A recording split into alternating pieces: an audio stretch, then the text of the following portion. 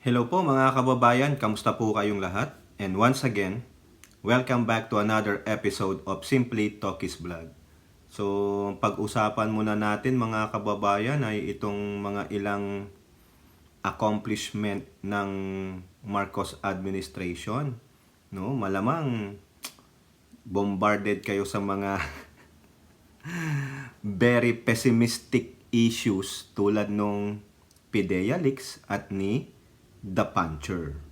No, bibigyan naman natin kayo ng good news sa ating pamahalaan. Huwag naman yung puro bad news kasi natatabunan po yung mga bad news. Pasensya naman po kayo pero meron po tayong natuklasan na meron palang bagong superhero ang ating bansa, no? Kung meron, nandyan si Darna, nandyan si Pedro Penduko, si Panday, sino pa ba? Yung mga superhero natin. Meron pong makabagong superhero. Pero mamaya ako po yan sasabihin sa inyo.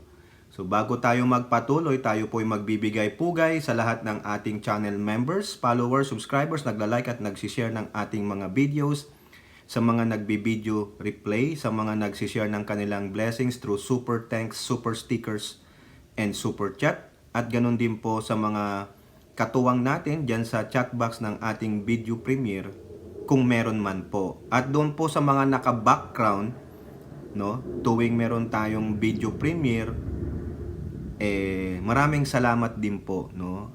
Siguro may kadahilanan kayo bakit nandyan lang kayo sa background. Kung ayaw nyong magpakita, very private kayo, okay po yan as long as you are supporting us. Pero yung mga nadidiktahan, you have your own freedom. Huwag kayong padikta. Ganun lang yun. Yan lang yung advice ko. Di ba, Ai-Chang? Huwag kang padikta. Si Ai-Chang na naman ang nakita ng kuya niya. Di po, si Ai-Chang po, mabait na bata po yan. If you really know her, you will come to know her. Di ba, Hattori? Ang gulo yata nun, Hattori. Si Hattori nga, hindi na nanonood yan ng video ko Pero okay lang yan. That's what our friends for. Di ba? That's what friends are for. Di ba, Mami B? Mami B! Saludo kay Mami B. Love natin yung mga yan, no? Love natin sila Mami B, sila Elora. Lahat po kayo dyan, no? Hindi ko na kayo mabanggit lahat kasi alam nyo na love kayo ni Talkies. Yung sabi nila, whatever love. Wag lang po yung iba na tinutukoy nyo. Sa inyo na yun. Di ba? Basta tayo, love as friends. No? Maganda po yan. Magtulungan tayo. Ipagdasal natin ang bawat isa. Lalong-lalo na, ipagdasal natin itong ating administrasyong Marcos. Kasi marami pong outside forces, including the foreign agitators and influencers, nais pong sakupin ang ating bansa. Whether kakampi man yan o kaaway man yan, nais nilang pagsamantalahan ang ating bansa. At ginagamit pa ang mga kapwa natin Pilipino. At shout out din po sa lahat ng ating OFWs, sa ating mga magigiting at modern heroes, no? Ingat po kayo dyan. Pagdasal din natin ang mga may sakit, mga nasa ospital at mga travelers. Sa mga marino, kayod marino. Pero huwag namang sisid marino. Iba po yun. Di ba? Joke lang po. Kaya pinapatuwa lang natin kayo. Kasi itong topic natin, maiksi lang. Pakita lang natin yung mga latest na ginagawa ng ating administrasyong Marcos, no? Kaya pagbigyan nyo na to kasi wala po ako nakikitang, siguro merong iba pero hindi napapansin. Kailangan nating ipapansin sa inyo mga kababayan. O ito po sa ulat po ng, kukunin po natin lahat sa Communications Office, Presidential Communications Office ng Pangulo. Ang Pangulo. Official Facebook page. Sorry po, nahihilo na po ako talaga. Nahihilo ako. No? Medyo parang nahihilo. Hindi ko alam bakit. Tatapusin na lang natin ito, 'di ba, Elora? No? Ito po yung May 2nd, no? Even though this is late, ito po ang sabi ng Pangulo dito through PCO. Admin accomplish a lot through unity, open, engaging approach. O, ayan po, no? Ano bang ibig sabihin diyan ng Pangulo? Bakit may unity, may open, engaging approach, kaya marami silang na-accomplish? Ano ba yung mga accomplishment nila? Kasi yung mga kampon, mga supporters ng mga Duterte at Quiboloys, yung tinatawag kong DQS, Duterte Quiboloy supporters, mga supporters, wala daw naman daw accomplishment ang administrasyong ito. Feeling nila, si Duterte pa rin ang pinakamagaling. O, ayan. Basahin natin, no? Pasensya na kung magbabasa lang muna tayo. Para at least malaman nyo ano ba yung tinutukoy nilang accomplishment through unity, open, and engaging approach. In totality, holistic. And expound lang ng Pangulo ano yung holistic approach niya. Ayan. Okay? The administration has accomplished a lot in less than 2 years in office as a result of unity and its open and engaging approach. Now, if you look at it, we have not yet been in office for 2 years, but in that small time, napakarami na nating nagawa. Napakarami na nating naumpisahan. Ayan po ang sabi niya under the oath-taking of the new members of the Partido Federal ng Pilipinas. Oh, yung mga sumali pala sa mga partido niya, no? Remember, no? Siyempre, pwestuhan na 'yan, malapit-lapit na eh. Malapit na ang filing of candidacy, no? May, June, July, August, September, October. 6 months. Oh, no, 5 months. October pala, sorry, October ang COC, no? Ito po. And the reason is that because we have been working together. We have been following the same plan. We have come together. Nakipag-ugnayan tayo. Ano bang problema doon sa inyong riyon, sa inyong probinsya, sa inyong bayan? At pinakinggan natin silang lahat, hindi lamang yung mga political leader, kundi pati na ang taong bayan. O, ayan.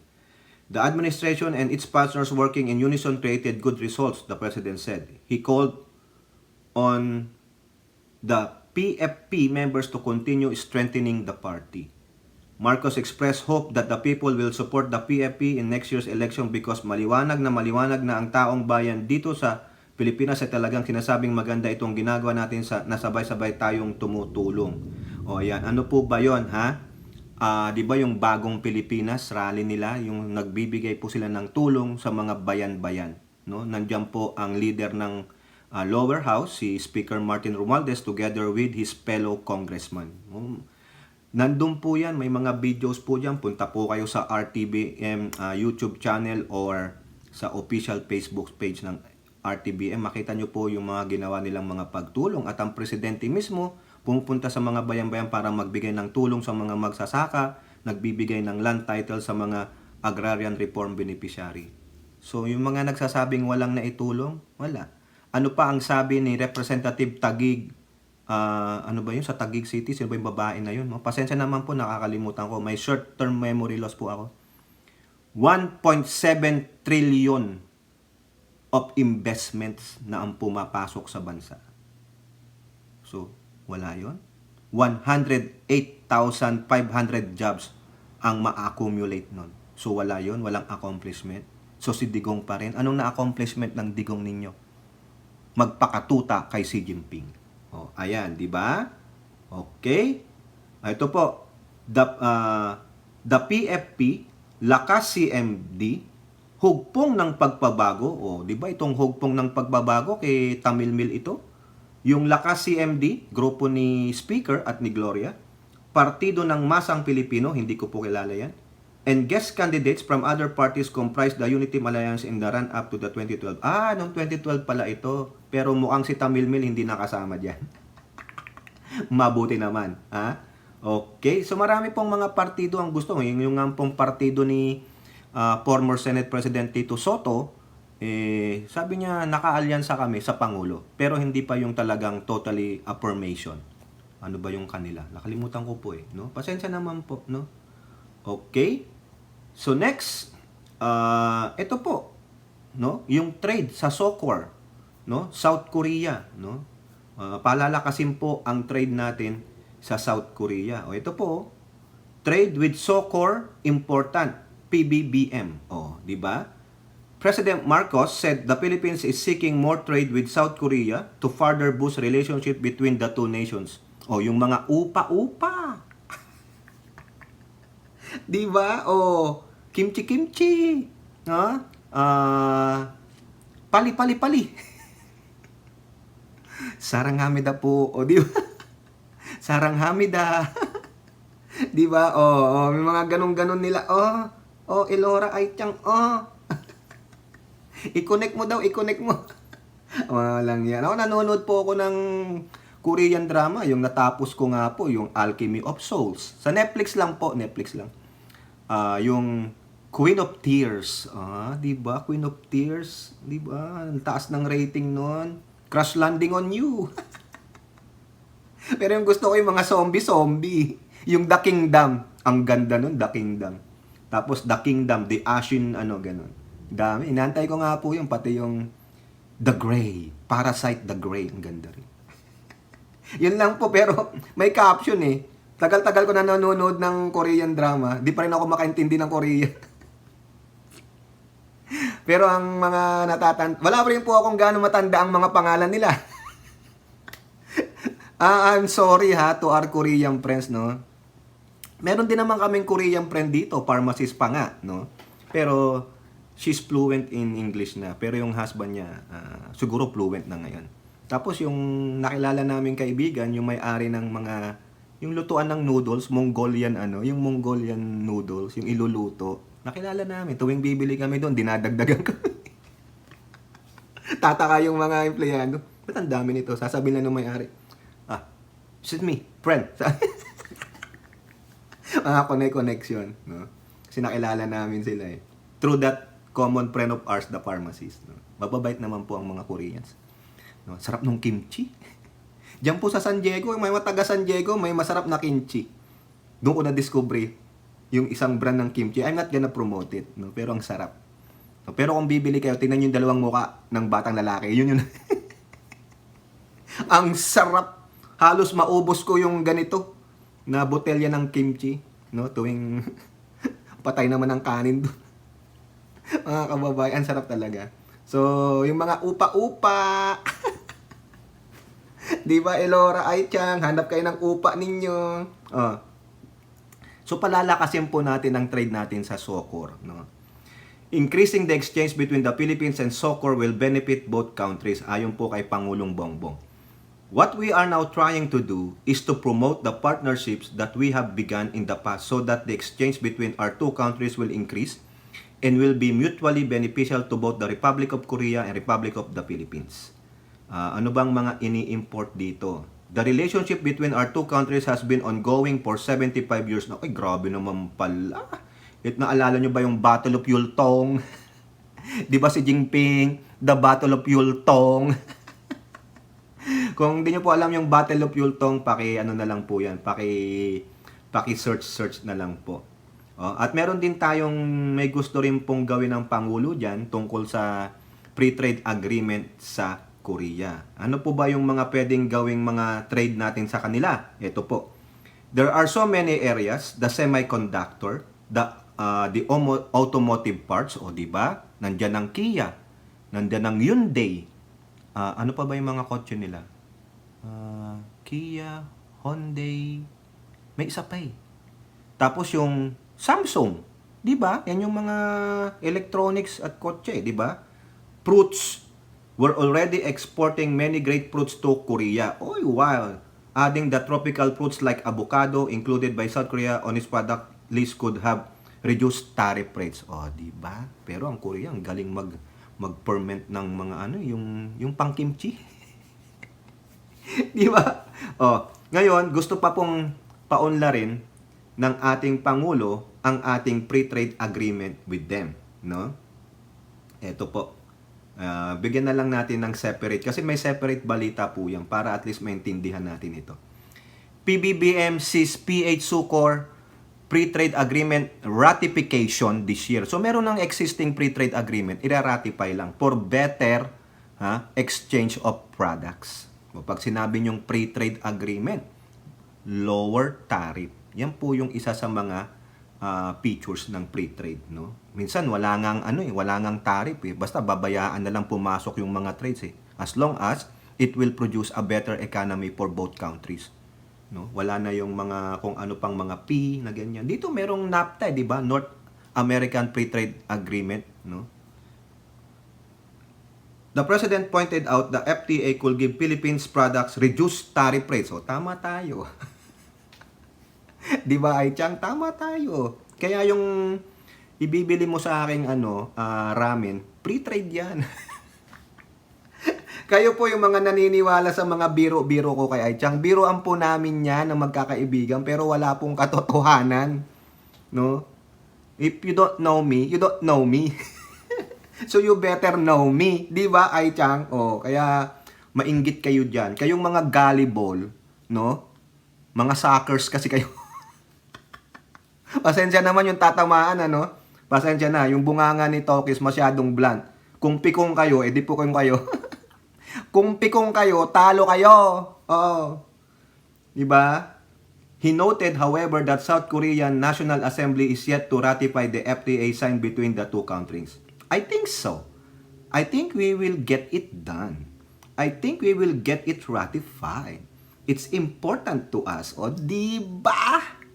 More friends. Yan ang foreign policy. Friends to all. Enemies to none. Except for that freaking idiot na China. Ayaw mong kumuha ng produkto namin? We'll go dito. O, di ba? Sa mga upa. Upa! Ano ba yung mga banda nila? Oh, Blackpink! Hindi mo kilala yung mga nandun eh. Yung BTS. Ngayon, nasa military service. si Imyuna. Di ba? Ano ba yung latest na ni Imyuna? Di ba? Oh, ganda yun, si Imyuna. Tama ba ako? Yung kanyang TV show, TV drama. Di ba? Gusto ko pumunta ng South Korea, no? I wanna eat a authentic kimchi. Parang Ai-chan, authentic ramen sa Japan, no? Puntahan ko yan. Makaipon lang ako ng aking mga gastusin, no? Okay, mag-iisip naman sila, ayan si Toki, so nagpaparinig na. Manghihingi na ng donasyon. Nek-nek ninyo. Lamunin nyo pera nyo. Di ba ika nga ni Mark Ramos? Mark Ramos, shout out! Sabi nga ni Mark Ramos, pag nakakabasa siya ng, bayaran ka din Mark, ano? Sabi ni Mark, oo, kaya kong bilhin buhay mo. Ang galing ni Mark Ramos. Sana Mark Ramos, kung sakaling mapadpad ka ng San Diego, ipaalam mo, tawagan mo ako, puntahan kita dyan at doon tayo magpa-picture sa Rebulto ni Rizal sa National City. No? Hindi natin untog ulo natin to kasi matatalino na tayo. Yung mong nakakilala kay Mark Ramos, yung vlogger na gwapito, tulad ni DJ Byron, ang gagwapo, talagang gagwapo ninyo. Ha? Bakit? Siguro magkakamukha na tayo. Joke lang, Mark. Mga gwapo po yan, mga bata po, ang babatang kagwapo, no? Kaya ang daming mga subscriber eh. Si Mark Ramos, ang daming subscriber kasi gwapito. Mark, kung sakaling mapunta ka dito, no, sa San Diego, let me know. Para makapagkape-kape naman tayo. Mayroong coffee shop dyan eh. Yung 98 Degrees Bakery. Nung magkape tayo. Kain tayo ng mga Indonesian ba yun? Yung bakery na yan. No? Yung kwentuhan. Pa-picture. Tapos yayain natin si Hitad Mark. O yung mga nakakilala po kay Mark Ramos, sabi mo, kung makapunta siya ng San Diego, let me know. Pupuntahan ko talaga siya dyan. Ha? Just wait for me. I'll be traveling 2 hours. I am 2 hours away from you. No? Okay. So, ayan po. Sa mga upa, sabi ni Pangulo, I think so, yes. Pupunta siya. I think one of the lessons we learned during the pandemic and now after the pandemic is how important trade is. Not just to be wealthy, but to have the things that you need, that your people need. So that's always the key for us, and no country succeeded by cutting itself off. Correct. So tama yan, no? They're seeking to ratify the free trade agreement, no? For lesser tariff, or better yet, no tariff at all. Ang mahalaga, mapasok ang produkto, maibenta sa mababang halaga. Ganon din po sa atin yung ating export. Ganon lang yan.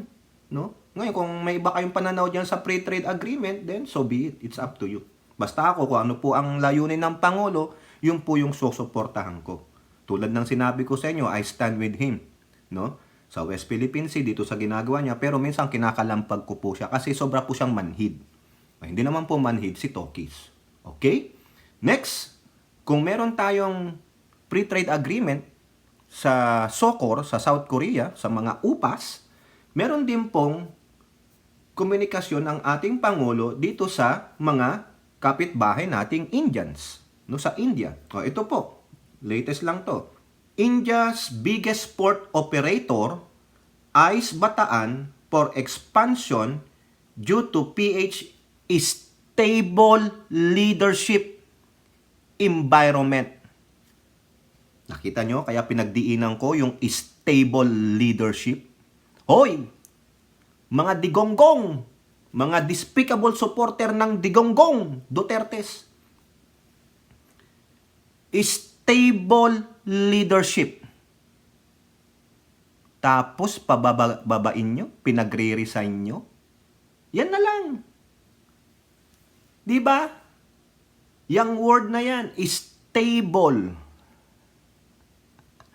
Yung ibang bansa, nakikita nila na ang leadership ng Pangulong Bongbong Marcos ay maayos, stabilize, hindi magulo, organize, progressive, o whatever have you want to say about that stable.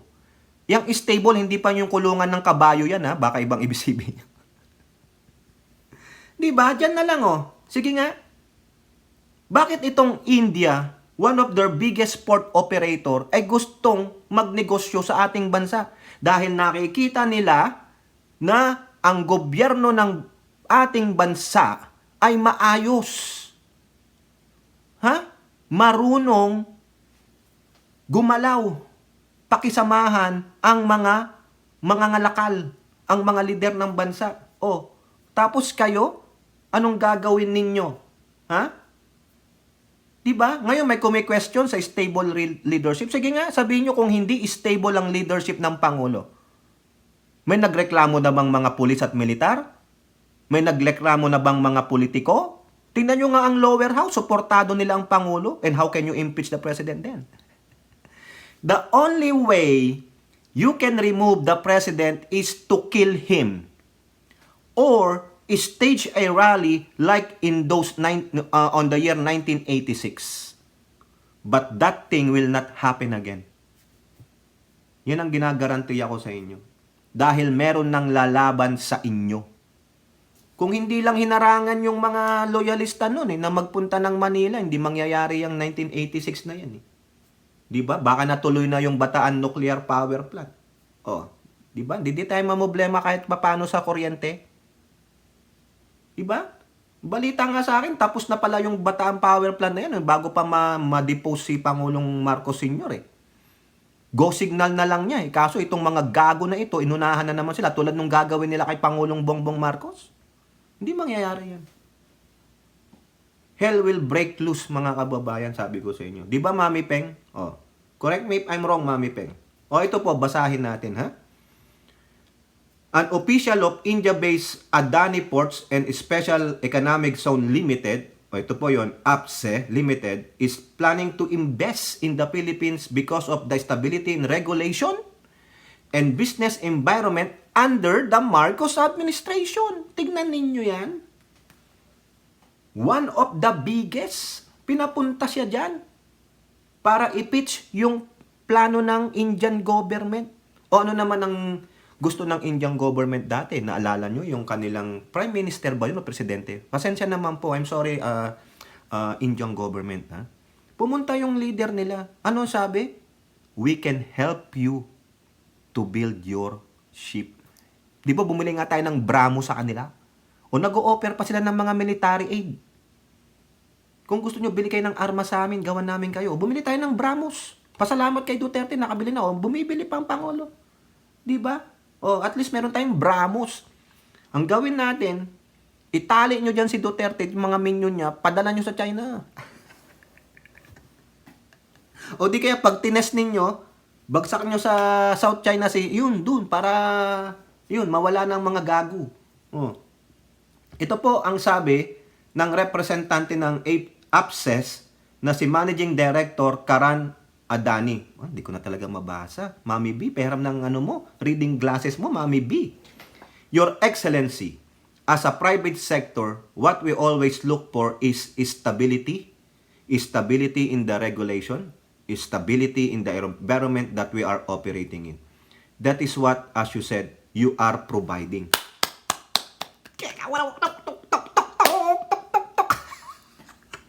Hindi ko na po babasahin dito. Kasi, kung babasahin ko pa ito, hindi lang sa habang ating vlog, lalo lang masasaktan yung mga Duterte despicable supporter. Yung mga Duterte Kiboloy supporter. Di ba, Mami Be? Oh. Mami B, saludo. Okay, di ba? Ayan na lang, doon ko na lang sasabihin. Because of the stability of leadership and your government. Stability on what? Ha? Dami yung binanggit. Regulation, environment. That's what you are saying. Stable. Correct. Dapat maging insurgent-free ang Bataan. Dami pa rin insurgent dyan. Okay? Oy, kapitbahay namin yung Bataan. Maganda po dyan. Nandiyan po ang aking mga kamag-anak nakatira sa Bataan. No? I love Bataan. I love Olongapo. Aim high Olongapo. O, di ba? Mayor Dick Gordon.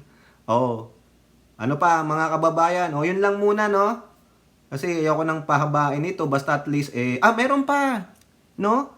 Itong maganda. Ito yung pambanat natin kay Talakito Roque. Ha? Ito po, oh.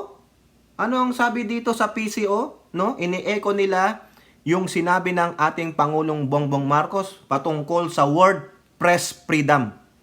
Sineselebrate po ng buong mundo ang World Press Freedom.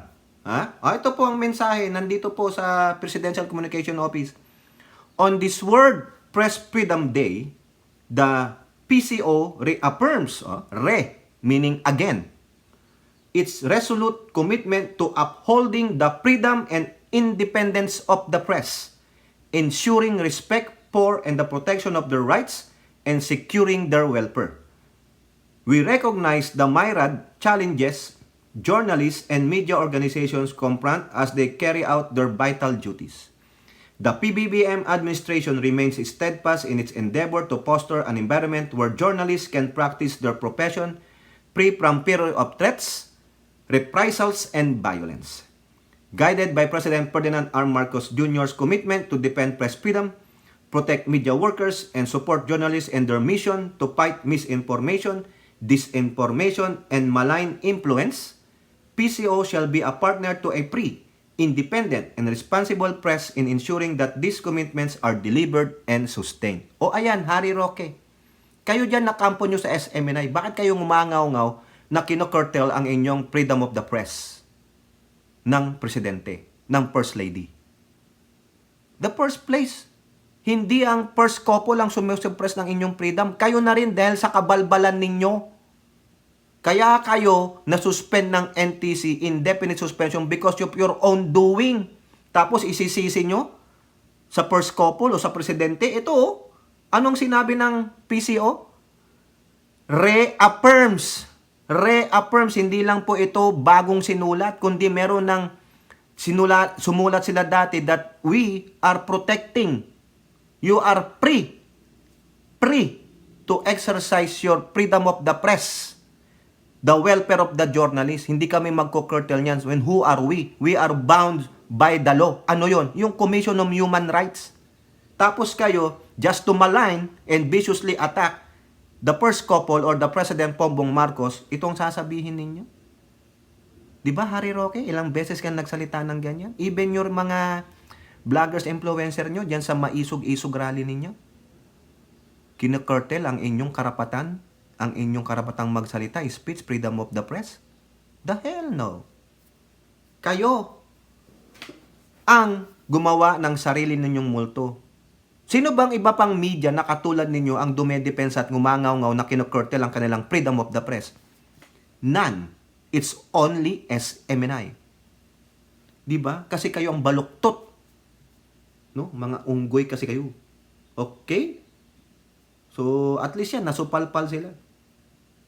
Hindi po sinusupil ang inyong freedom of the press, freedom of the speech, or yung mga karapatan ng media at journalist. Instead, this government is protecting you. Diba? Kasi ang gusto nyo, i-baby kayo i-spoiled kayo, hindi mangyayari yun. Diba? Ayan ha, at least nagbigay tayo ng mga ulat gobyerno sa inyo. Alam ko, ayaw na ayaw nyo yun. Ang gusto nyo, yung mga hot issues tulad ni The Puncher. Okay? So, yung isa nating sisingit dito mga kababayan, sabi ko sa inyo kanina, meron pong bagong superhero ang Pilipinas. Hindi po yan si Pangulong Bongbong Marcos. No? Tulad po nila Darna, Pedro Penduko, si Cardo, si Panday, sino ba yun? Yung mga pelikula ni Ramon Revilla Sr., yung mga agi-agimat. Mahilig po ako sa ganun dati. No? Yung mga kamagong, ni Lito Lapid, yan. Ang bago pong superhero character ng bansang Pilipinas, ayan po! Si Senator Ronald The Puncher de la Rosa. Siya po ang bagong superhero ng bansang Pilipinas. Kasi sa pamamagitan ng puncher, ayan po, no? Mapapabagsak niya po ang sinasabi nilang evil president na walang iba kundi si Pangulong Bongbong Marcos. 'Di ba? Kaliwat kanan na ang banat nila, pero sa pamamagitan ni Senator Ronald The Puncher de la Rosa, tuluyan nilang mapapabagsak ang Pangulo kasi siya ang superhero ngayon. Kaya tinatawag natin siyang ang makabagong superhero ng mga dutae. The Puncher. Balita ko, mukhang gusto siyang kunin ng Marvel saka DC Comics. O baka naman papasok ka sa, ano ba yon? The Hustler. O di kaya kay Serek Serebia. Bakit? Puncher, di ba may butas? Mahilig sa butas. Nang dahil sa bakat ng butas, naniwala si Bato.